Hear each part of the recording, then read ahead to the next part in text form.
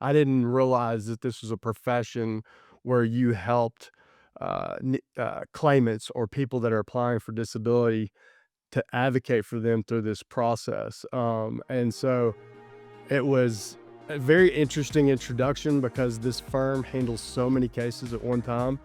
I was literally handling 300 cases a year.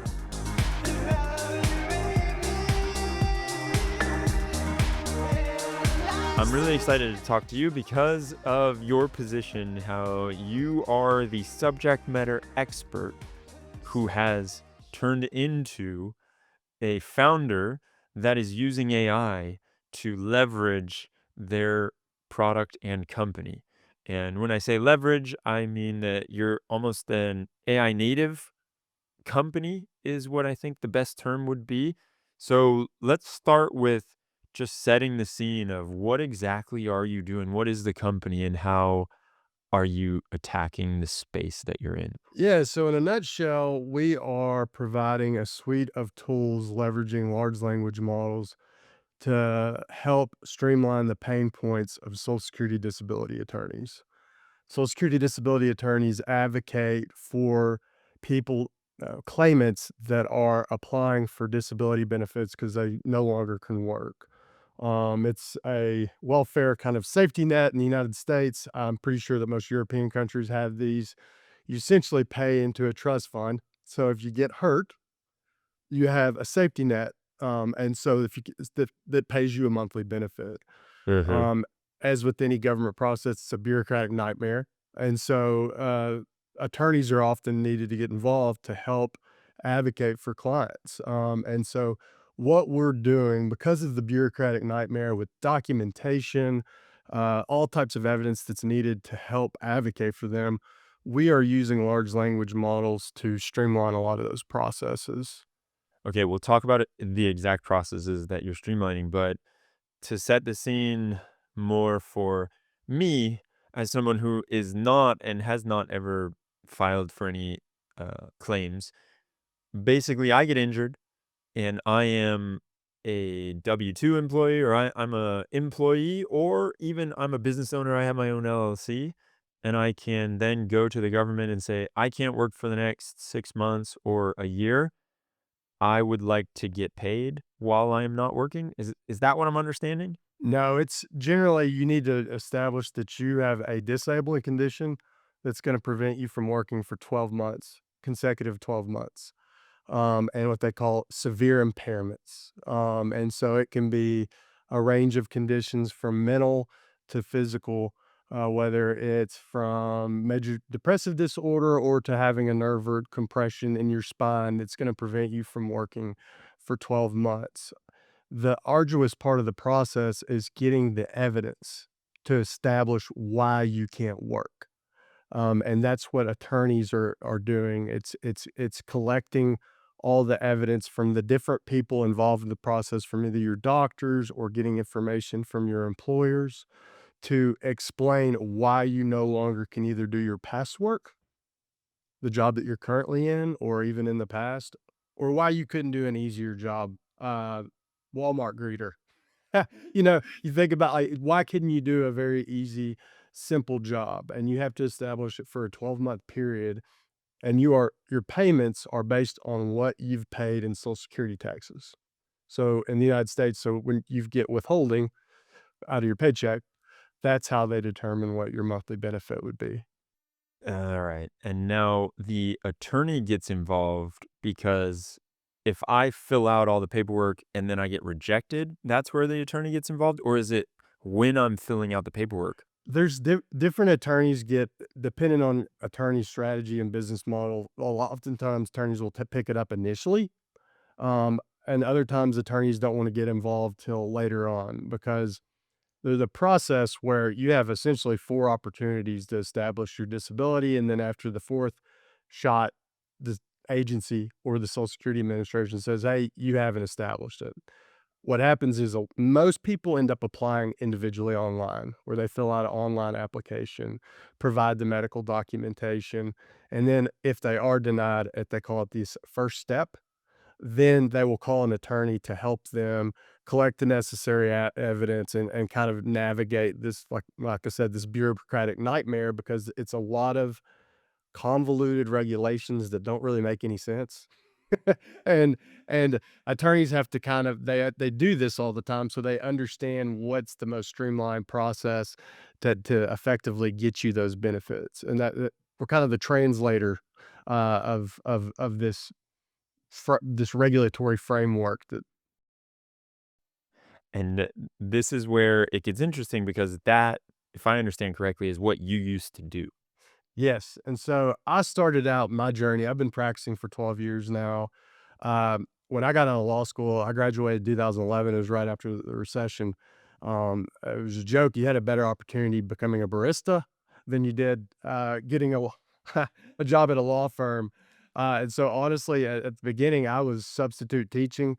I went 1 week from reading Cat in the Hat to kindergartners, to accepting a job at a Social Security disability practice.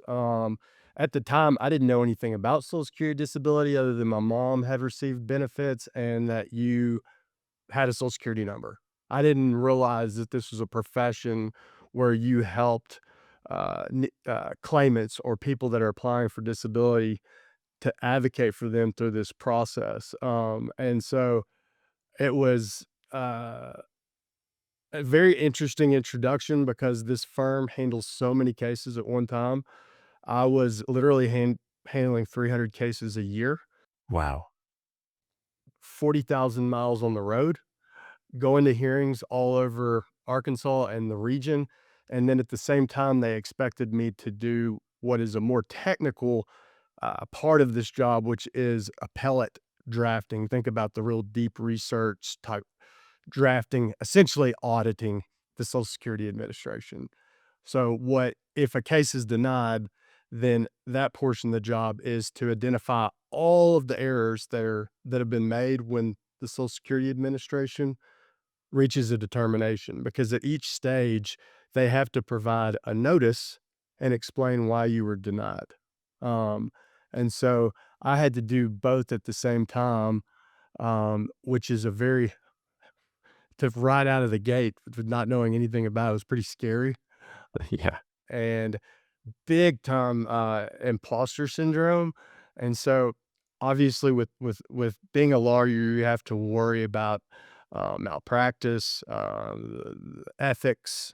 Can I effectively, advocate for all these people at the same time? And that's where that was kind of the catalyst of how I started leveraging technology, with this job. Yeah. So now take me into the journey that you have had into tech.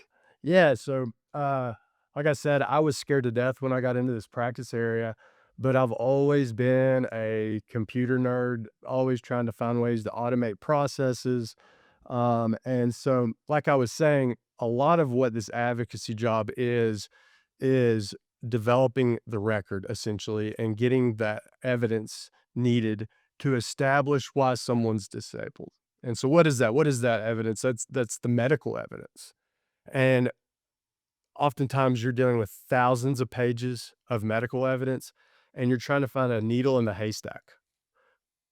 And so at the time, before we had the AI that we have today, you are digging through thousands of pages of medical evidence and trying to dig out insights within that evidence, because oftentimes there is a regulation that has some mapping to a clinical finding. So, Wait, so it's being not just as easy as me saying, "Hey, my back hurts. I broke my back. I can't sit anymore." And the doctor signed off on that? Not at all. It's, sometimes you can have 3 treating doctors, saying explaining why you're disabled, and the agency will still deny you. What? Yes.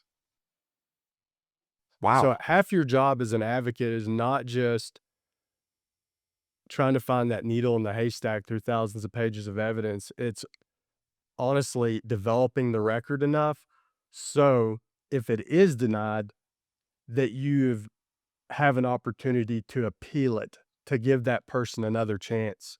So they could, for instance, if a judge denies it, the way I'd strategically handle these cases, I try to get everything that I can to establish they're disabled, but I also have to think, what kind of traps can I set in the record that will help me get this case appealed and sent back? So it's always you're always looking at it both ways because there's only there's like I said, there's 4 stages. The first stage, only about 85% of people get denied. The second one, higher, and then actually after that, you go in front of a judge, and then there's only a 40% chance that you get approved at that stage. So to be a really effective advocate, you have to look at it real time, say, how can I win this case now? And how can I set this up effectively so if they do get denied, that I can set a record up to get this overturned and give them another shot at winning. Wow. Well, you said something in here that just automatically made my a light bulb in my head go off, which is finding a needle in a haystack. And I'm like, oh, wait, they literally had a test for large language model context windows about that. How have you started to incorporate different AI processes into this? Because it feels like it's ripe for many different areas. 100%. And so what we're doing, and in the United States, they use what they call ICD-10 codes, and I'm sure Europe has a probably similar system of how the they bill diagnosis codes, right? Um, the Social Security disability framework is built on ICD-10 codes as far as what I was talking about, severe impairments.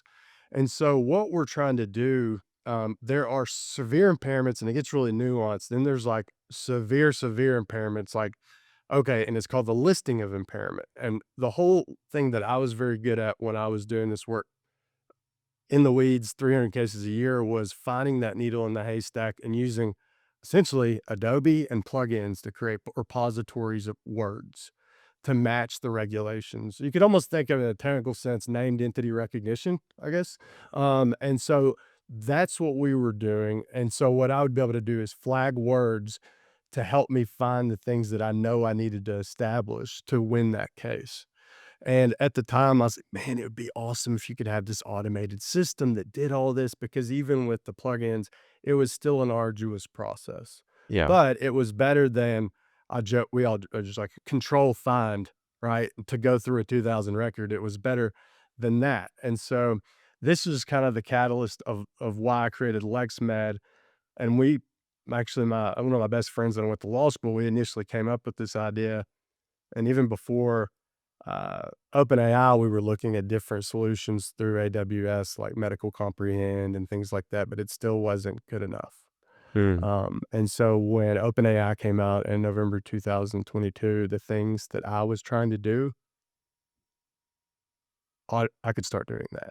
And so and I went ham. Yeah. Essentially, using the logic that I've been doing manually and creating these mapping techniques and building out the logic.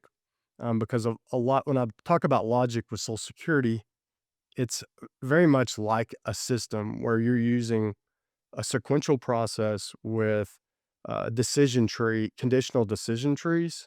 And so using that and leveraging my understanding of that logic and then putting it into which things like a mega prompt with large language models. And that's how I segued into uh, leveraging AI and starting this company. And so it is from the get go, if we go back to these different work streams that you had, one is you're trying to get someone not refused, and then you're also appealing refusals. And at each step of the way, you're building a case. And I am assuming you're looking at what the doctor has given you and you're building the case from various doctors, and you're also putting into the case these back doors like you were talking about for the repeal. Exactly. Essentially, we're setting up booby traps for appeal. And so, if then that's what effective attorneys do in this practice area is have looking at it both ways to always set it up for success in case things go wrong. right? And so that's the way I set it up. And to throw kind of a wrench in this thing, when I'm talking about these 4 stages of appeals that you go through, the first 2 stages, they're gonna deny your case based on what a contracted doctor has said about your client. So, the government has their own doctors that will review the medical evidence as they get it, and then they're obviously very conservative because they can't give everybody benefits, and so those doctors who have not physically examined your client are determining how their impairments impact their ability to work. And ultimately, those opinions become what you have to overcome. And so that's like the adverse evidence. So you have 4 state government doctors that say you can't work. And so it's the attorney's job to develop the record, whether it's through treating medical providers' opinions or diagnostic testing, MRIs, ultrasounds, whatever you can, because to establish it, the framework requires both medical opinions and objective findings. They do use subjective complaints like why, how do you feel? But there has to be a direct connection of how your allegations are aligned with the objective findings in the record. So there's a lot of moving pieces. Is this where that mapping and those numbers come in where you say, for example, you have a spine injury and that maps to a certain number, and the doctors for the state are looking at that and saying, there's not enough evidence here that that number that you're claiming you have is real. You've hit the nail on the head. And so this is what I've been was very effective at over the years. They have what they call listing of impairments, and one of them is that you fit under the musculoskeletal listing. So they have a category for each body part. And so one thing that I was effective with, it was 1.04 regulation, degenerative disc disease with nerve root compression. And so it has all of these qualifying factors that all need to be met within a 12-month period. And the assumption is if you have all of these factors, there's not a question of whether you're can work. The assumption is you're so messed up you can't work, but they're very difficult to meet. And so, for instance, and I'll use this example of finding that needle in the haystack. 1.04 at the time would require diagnostic imaging, so an MRI, establishing that you actually have nerve root compression in your spine. Then you have to have a physical examination that shows you have limited range of motion.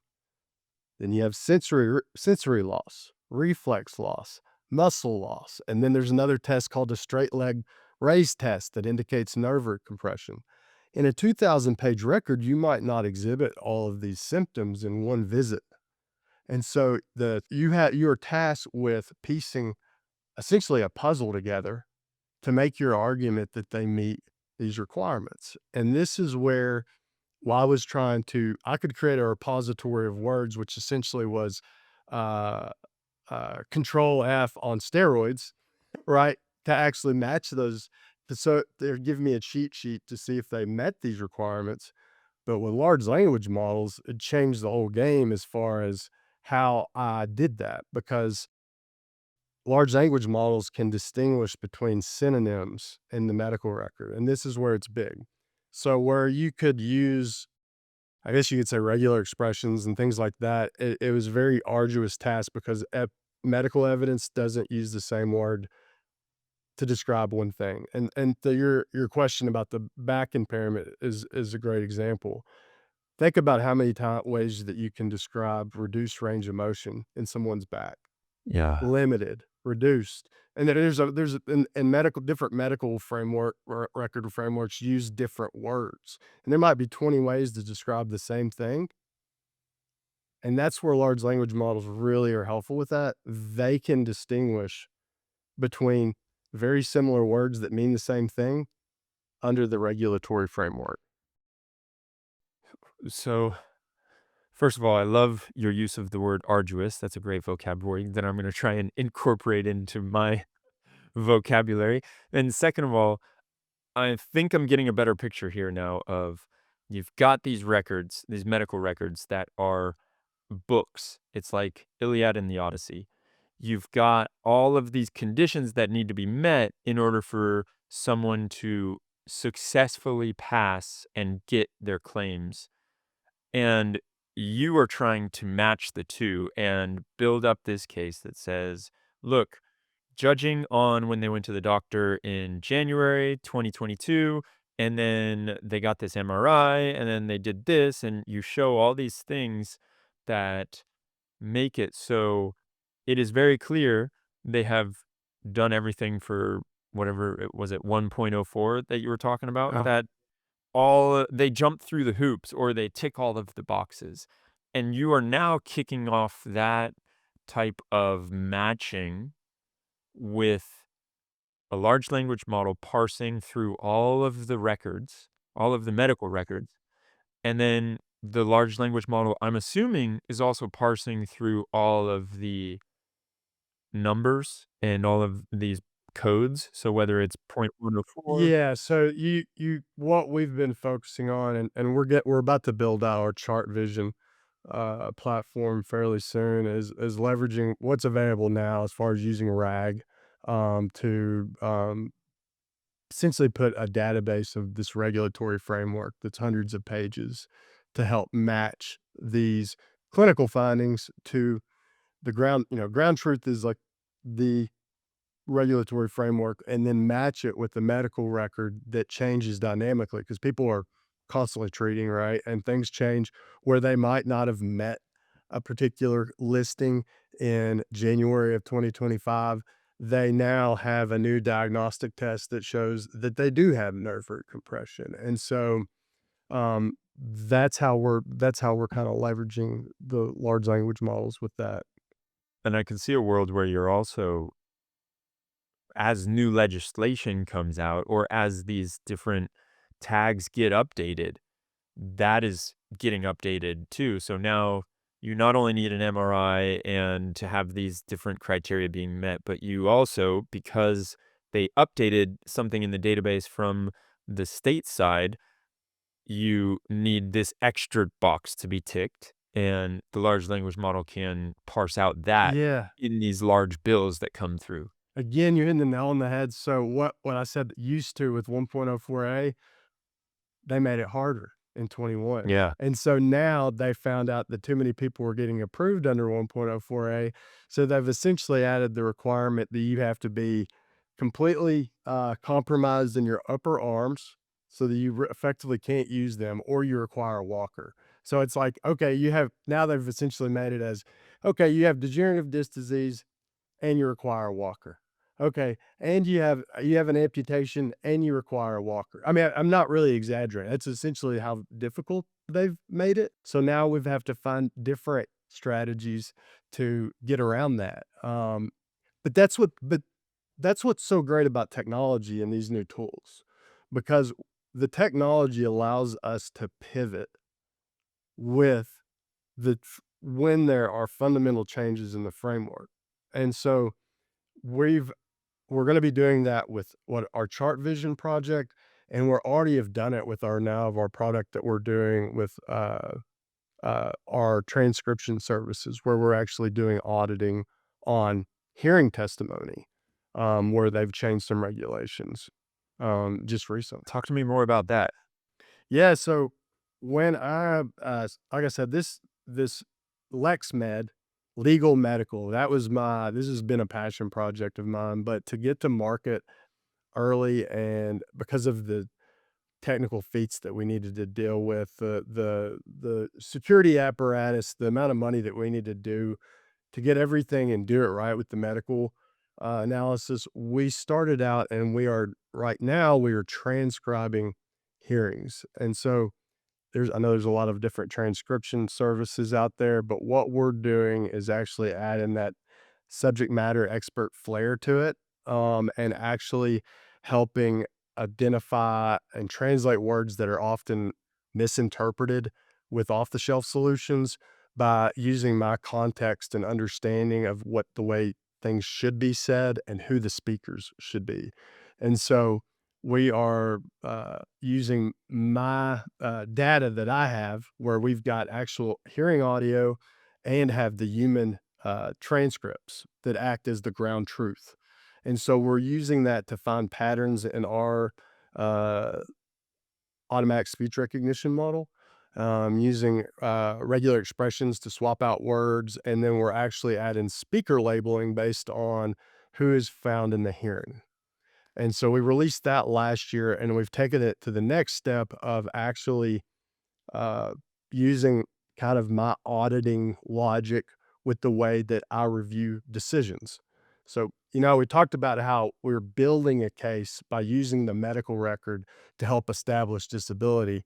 This is on the flip side. I'm using my logic to look at how the Social Security Administration messes everything up to find errors.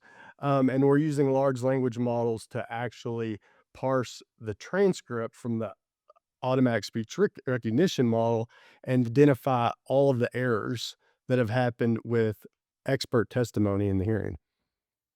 And now this is to presumably, if I'm understanding it correctly, understand the new updated laws or requirements, or this is more general and it's for any hearing? This is the same thing except a different use case with as far as what kind of evidence we're using. And so during an administrative hearing, this is where where they've been denied twice. The claimant's got to go in front of a judge. When they go testify, the way they evaluate whether they're disabled is whether they can work or not. And so they hire an vocational expert who's an expert in jobs to testify whether they can do other work. Even if they can't do their past job, can they do other work? And they frequently mess this up. Or And so this is where the agency uses jobs that don't even exist anymore to find that people can that aren't that they're not disabled. There's literally jobs that haven't really existed in the national economy in 30 years that these vocational experts say they can do. So nut sorter, unskilled surveillance system monitor. I joke, a Blockbuster rental clerk. You know, it's essentially that, right? And so that's not an actual one, but it might as well be a dinosaur wrangler, a Model T mechanic, just on and on.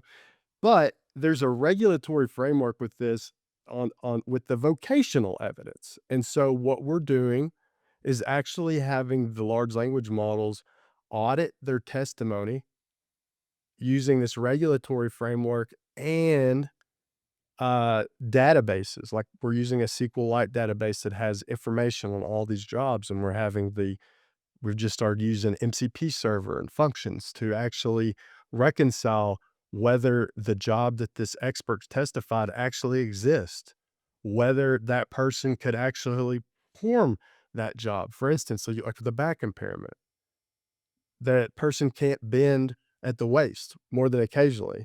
Well, the job that the vocational expert said they could perform requires frequent stooping.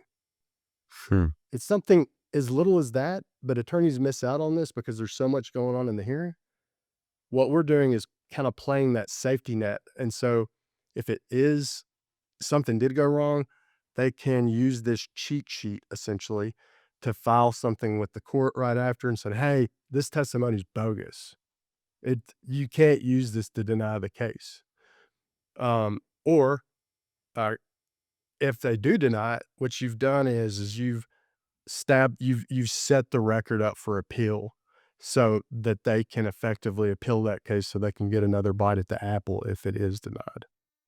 And what you're bringing here is the speed at which someone can understand when something is bogus? Yes, exactly. The thing with Social Security disability practices is it's all about efficiency. You think of an attorney that gets paid on the hourly rate. That's not the way Social Security disability practice is. It's contingency. And so think about going back to me working with 300 different clients in the year. You're constantly trying to prioritize how you should spend your time. Okay. It's just the economics of it. And so you are often left with, man, do I even put in the work to Mm. spend on a case that has a 50% chance of getting sent back? If I've got 5 hearings tomorrow, I don't have time for this. Right? That's just the reality of the situation. what we want to do, and with the whole reason I want to build this is to make, I don't want people to have to make that decision. I want everybody to put, I want every attorney to be able to be that super advocate so they can effectively advocate for every claimant equally.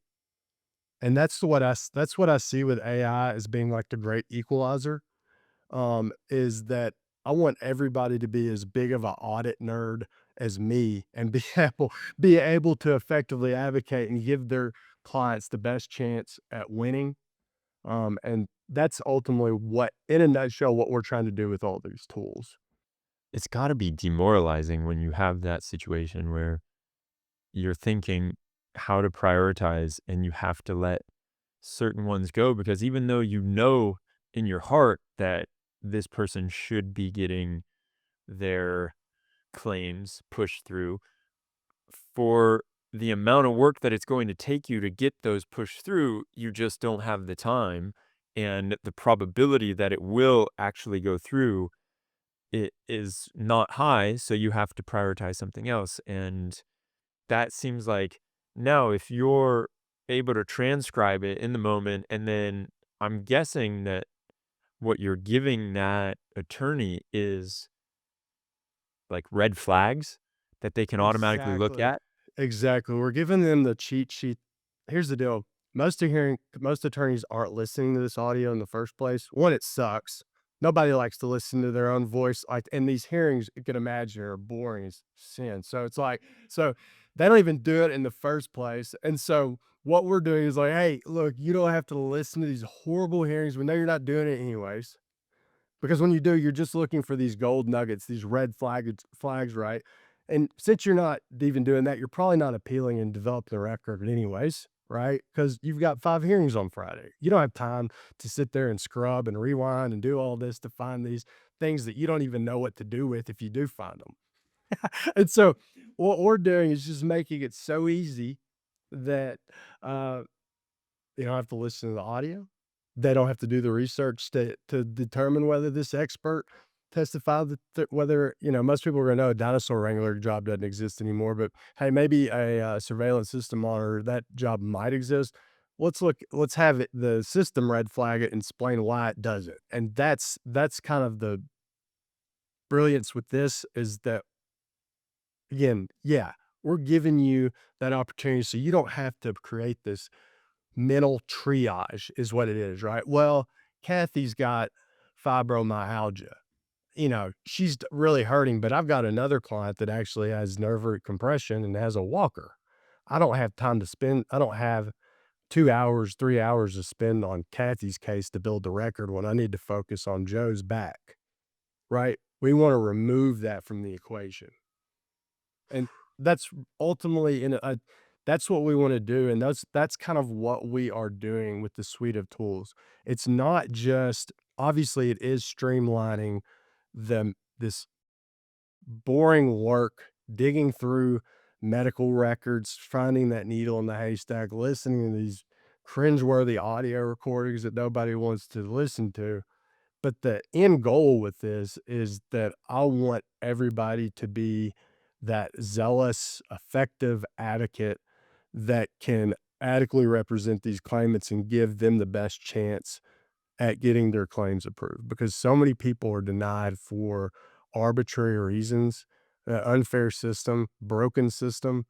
And I don't want it to be because the attorney had to prioritize whether they took on dedicated more time to Joe's messed up back over Kathy's, fibromyalgia. So that is powerful. What in your mind comes next? Man, no, I wanted to say I'm really excited. We are actually gonna be expanding this tool set. We're doing big fundraise and with investments of strategic law firm partners that I'm excited they're gonna help scale this company. And I'm really excited about what we can do in this space. And I've got 2 awesome dedicated developers. Give them a shout out, Philip Cannon, and Nick Burka. And they have been awesome in the whole product development cycle, and taking my kind of crazy ideas and actually putting them into the logic to make it work. And it's really impressive. I'm very excited. And I'm really excited you allowed me to come on today. It's been awesome. I think this all is built on the great equalizer that AI can be. Everybody talks about, the legal industry is very scared of this technology, but the way I look at it is it's democratizing justice. And democratizing justice is a big thing when you're dealing with governments that have rigorous, sometimes arbitrary regulations with people without the means to be able to adequately advocate for themselves. Yeah. And so that's what I think is very powerful about this technology, and if leveraged appropriately and ethically, I think that it can be a overall good for society.